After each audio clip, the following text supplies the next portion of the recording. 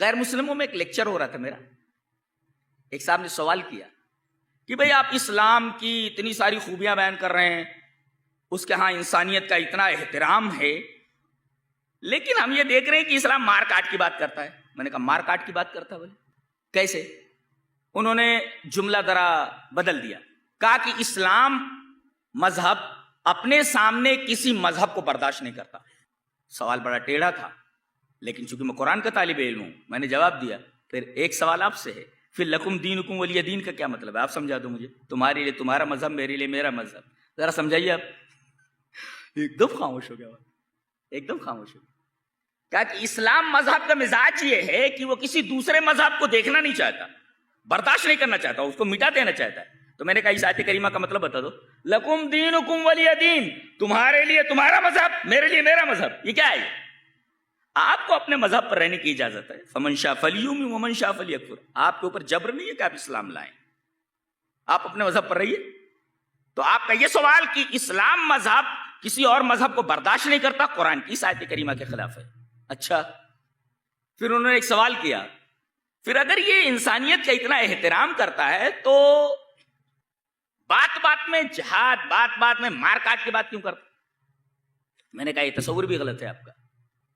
میں نے کہا کہ بتائیے آپ نے گیتا کو پڑھا ہے؟ انہوں نے کہا ہاں تھوڑا تھوڑا سے پڑھا ہے. میں نے کہا میں سنسکرت کا طالب علم ہوں.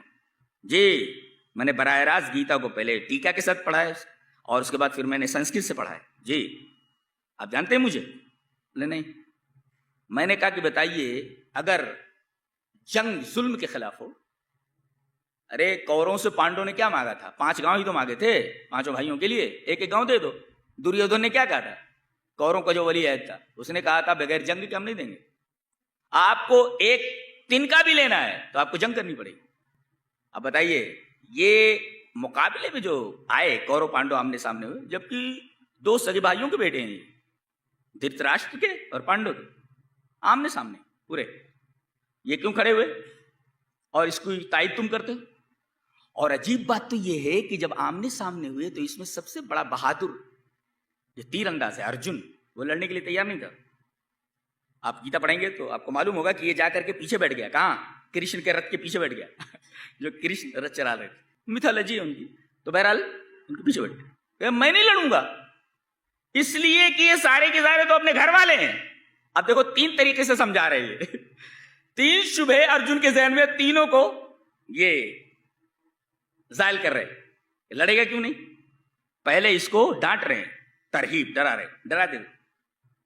اتھ چیتممم دھرمم سنگرامم نہ کرشیسی تتسو دھرمم کیرتم چ ہتوا پاپم اواپسیسی. جی, اسٹائل ہے سنسکرت شلوک پڑھنے کی. جی, ات کے معنی لیکن, چت کے معنی اگر. اگر تو, کون کہہ رہے کرشن کو, ارجن کو, جو لڑنے کے لیے تیار نہیں.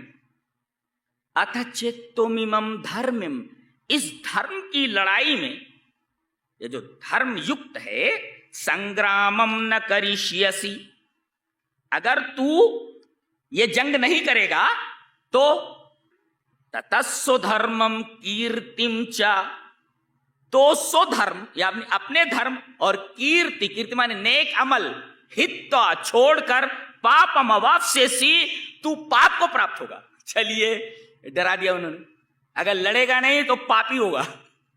یہ دیکھیے اس کو کہتے ترہیب, ڈرا دینا. ارے پاپی بن جائے گا اگر لڑے گا نہیں تو, پاپم اواپسیسی.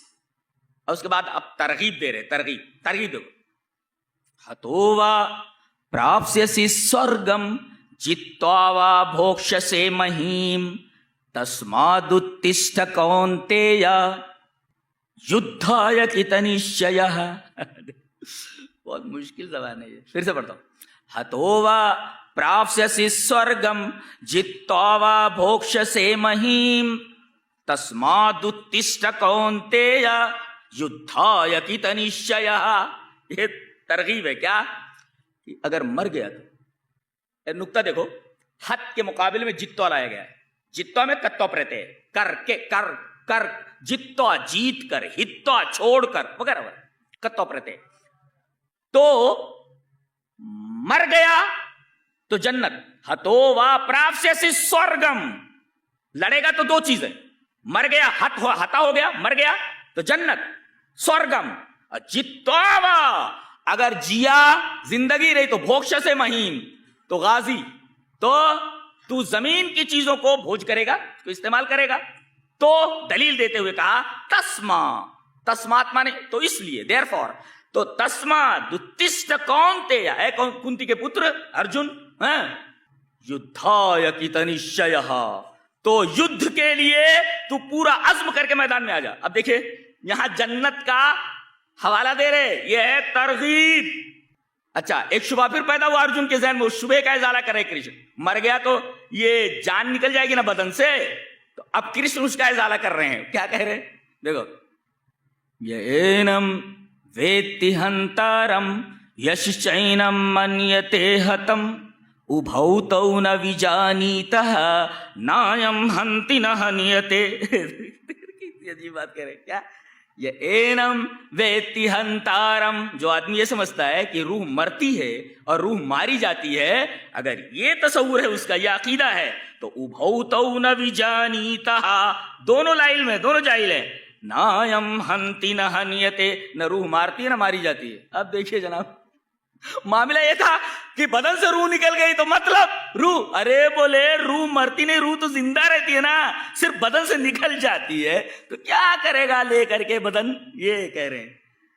اچھا اس کے بعد کہتے ہیں نینم چھندنتی شسترانی نینم دہتی پاوکہ نہ چینم کلیدینتیاپہ نہ شوشیتی ماروتہ.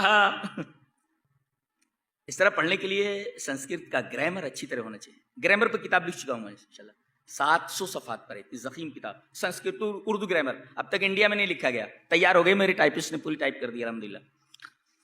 تو نینم چھندنتی شسترانی نینم قاعدہ کتنا عجیب ہوتا ہے. دیکھو مذکر الگ ہوتا ہے، میسکولین جینڈر الگ ہوتا ہے، فیمینین الگ ہوتا ہے، نیوٹر الگ ہوتا ہے، عجیب سا معاملہ ہے.